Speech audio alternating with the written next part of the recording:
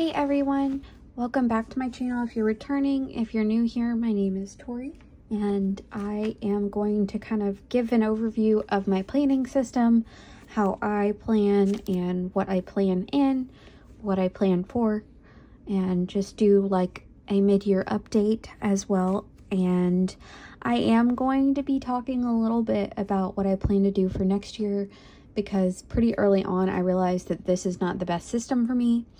And so I am staying in it for the rest of the year, but I will be making changes for next year. And I've already placed a pre-order for part of that system going forward. So if the thought of already talking about 2025 makes you roll your eyes, maybe just don't watch this video. I don't know.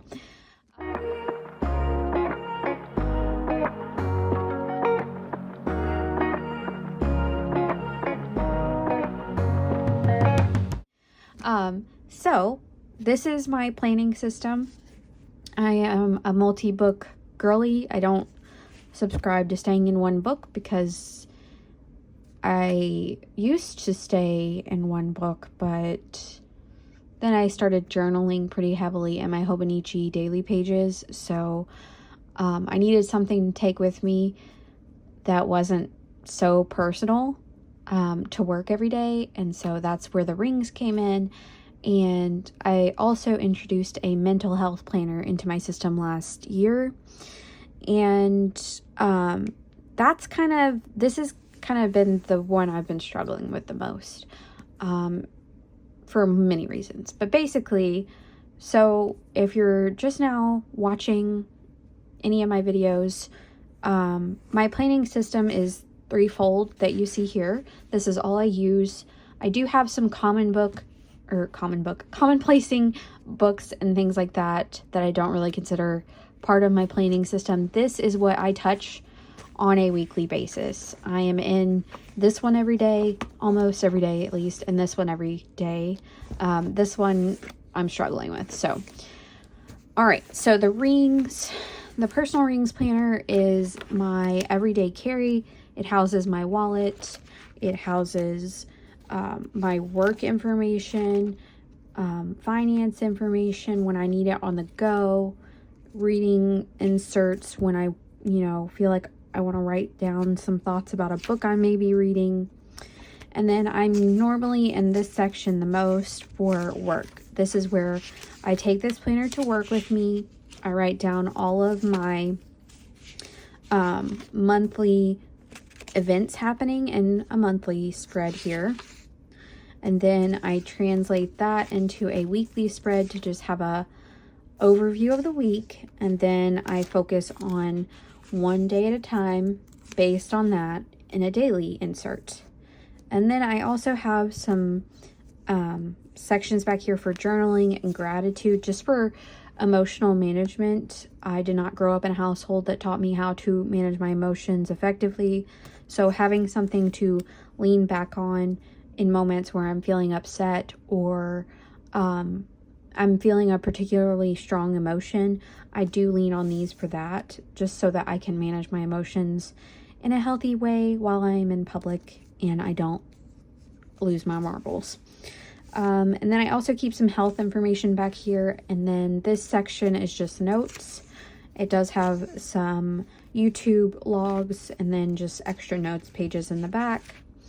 And so that's kind of what I carry on a daily basis in my purse. It goes with me anywhere I go because it does house my wallet. So I always have this on me usually. So that is like the front lines. The backbone, however, is the Hobonichi A5. I adore this planner. It is a memory keeping planner for me. And so as far as memory keeping, I do archive my ring planner inserts, but what I'm going to be looking back on the most is these bound book options that I have, because this is what is a really detailed look at my personal life, at memories I make, things like that. So I use this in that way, and I am generally in this every single day. I adore the Hobonichi. I love the layout of it all. And so, yeah, I'm picking this up every day. Usually, I'm behind on my gratitude log here. But I do use this year at a glance as like a one gratitude thing a day. I do place my monthly events in here as well. I do incorporate like more personal things in these monthlies. They're not just strictly work, but excuse my dog in the background. They do like work does dominate these monthlies, but I do include like personal birthdays, things like that. And then like in the transition pages, I don't use the monthlies going up to March. So I do kind of make that opportunity a place where I can express my personality and kind of do some collaging. And then here I put my book of the month in that I'm reading, and then it starts in the weeklies. So this is where I really, it's almost like a micro journal of sorts, where I literally kind of outline what I was doing in the moments of my day. And I just adore this way of keeping track of my life. Like I can't imagine how I went without this for so long. I love this. I've always had a planner. This was the week that I like came down with some kind of virus that was a mutation of all the viruses in one, and I wasn't positive for strep, flu, or COVID, but I had symptoms of all of them. It was the worst. So I didn't touch my planner at all this week because I was literally in bed fighting fever for the majority of the time. And so it's like, try not to die this day. And this is just like, I am trying to make sure I don't lose 2 weeks of memories here. This didn't really have memories for it, so it's fine. But like, I was back to work this week and trying to still recover. So I wanted to make sure I had something in here that told me what I was doing. But yeah, I just really adore the Tomoe River paper. I adore being able to kind of make a highlight of the day. So even if I have a bad week, what's one good thing that happened? And I can look back at like, how well did I do with my habits each week? And it's a place to get creative, right? Like this is my favorite planner. Like my rings is everybody else's favorite. I am a Hobonichi stan. I love it. She is gorge. I can't get enough of it, which is kind of ironic in a way because I'm not going to be purchasing another one for next year. And this is where I'm kind of updating you on how I will be planning for the year ahead. So I am keeping this all the way into 2024. Like, I'm not dropping this. I do daily journaling on these pages, and I have some logs in the back that I use. So like, this isn't going anywhere for this year, but here's where my like conundrum started. So this is my mental health planner, and my goal for this was to track my mood. It was to write like one good thing a day and reflect on the month as well as the weeks. And again, here's like a collage page because I don't use the months that go outside of the year. But I also made goals for myself based on the Moxie Life goal setting system. And so I did try to have some goals, have some habits to track and everything. But I have found that I am getting like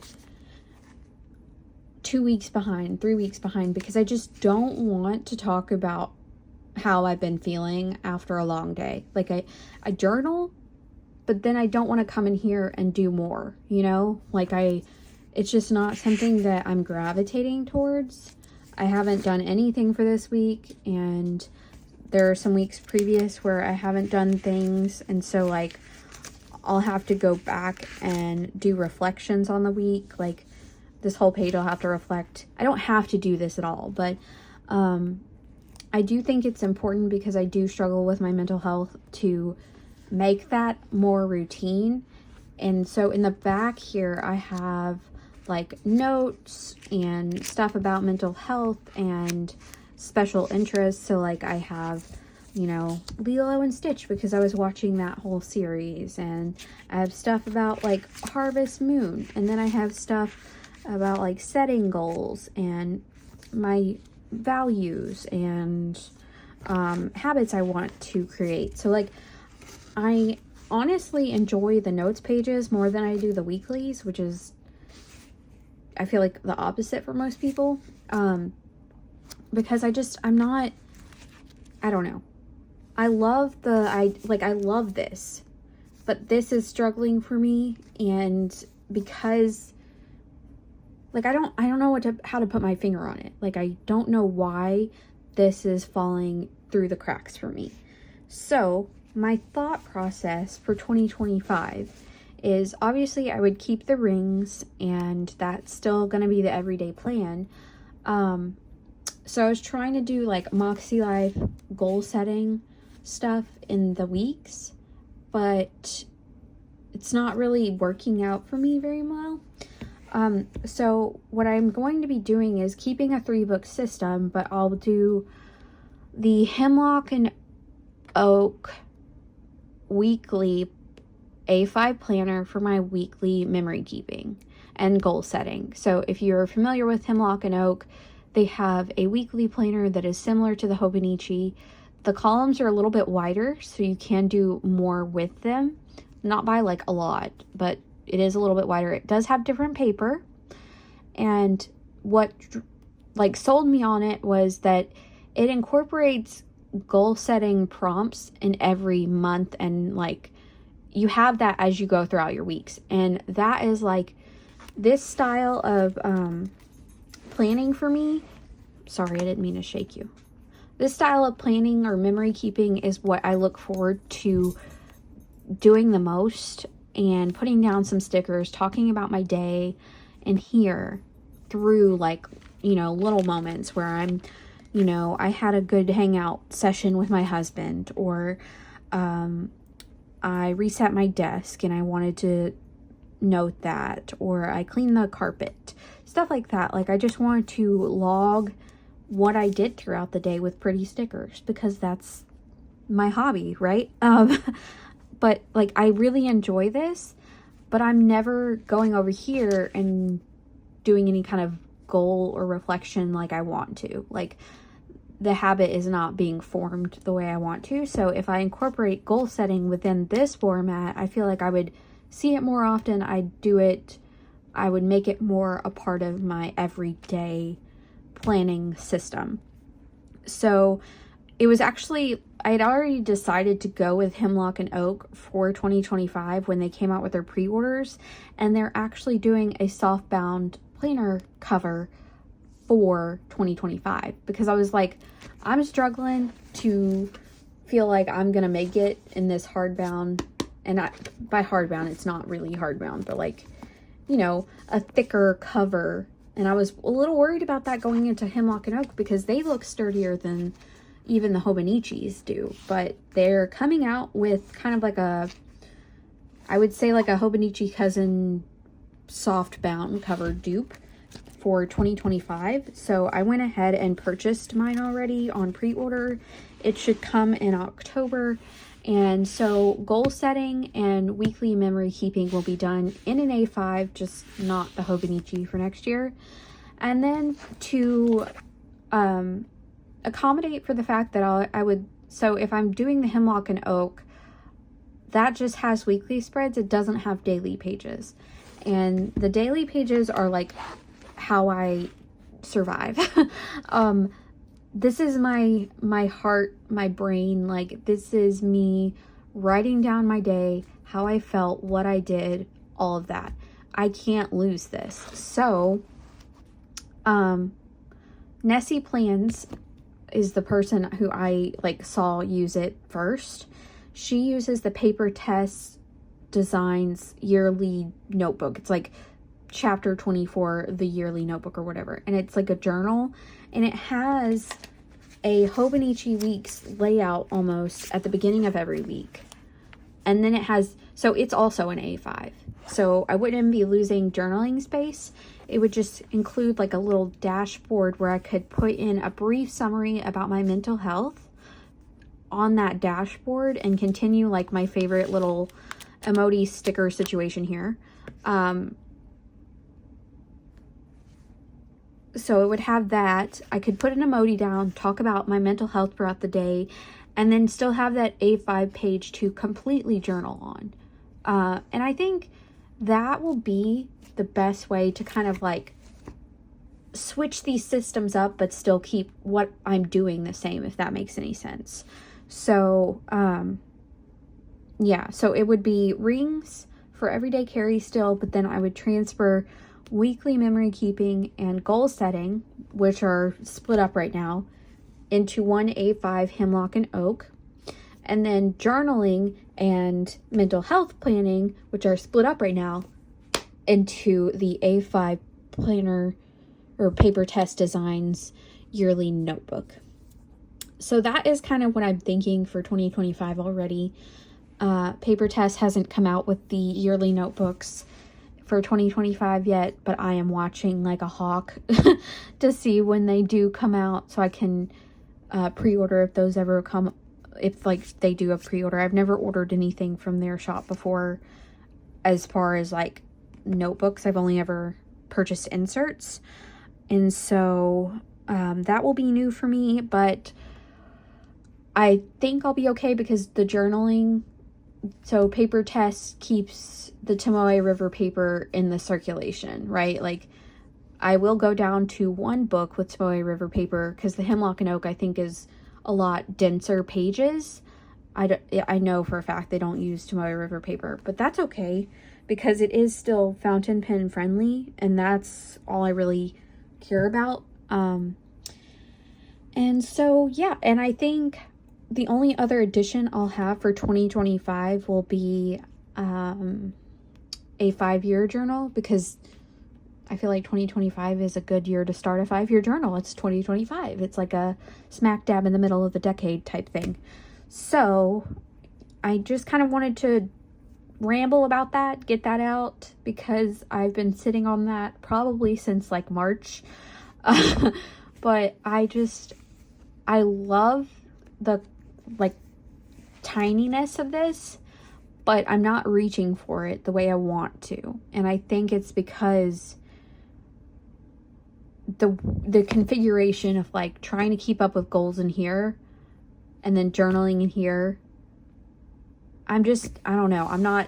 I think the combos, once I swap them to have like the Paper Test designs be journaling and mental health, and then the Hemlock and Oak to be goal keeping and memory planning, like I feel like that will be a lot more seamless, and I'll reach for both of them equally. So yeah, if you're also like me and you've already decided what you want to do for 2025, feel free to drop it in the comments below. I think because I'm a multi-planner system person, I don't have issues planner hopping because I get something different out of each part of my planning system. So I don't struggle with feeling like I have to be in one book, one, and then two, I don't struggle with, I guess, FOMO, like planner FOMO, because I do usually have different planners going all at once. It's not like a planner for every topic, right? Like I don't do that, but it's a planner I have a planner for like for like the way my brain works, I guess is what I'm trying to say. And it gives me versatility and like enough of a change throughout the system that I don't really fall into those kinds of issues. And I think it is because I'm okay with being in multiple planners and being settled in these planners. So I'm really hoping it stays that way for 2025. And that I don't drop off anywhere, because I am dropping off in this as much as I wouldn't like to be doing that, but I'm gonna try to keep it up for the rest of the year. I just don't know how well. I am 84 pages into the mega of the Hobonichi weeks, and that is still something I want to try to complete. So yeah, I don't know if by the end of the year this will just kind of be like a one that I abandoned, or one that I had a come to Jesus meeting with and continued using. I'm not sure. I do adore this planner. Like, I think it's adorable on the outside. I love the way I decorated it. I love the way I've taken notes in the back.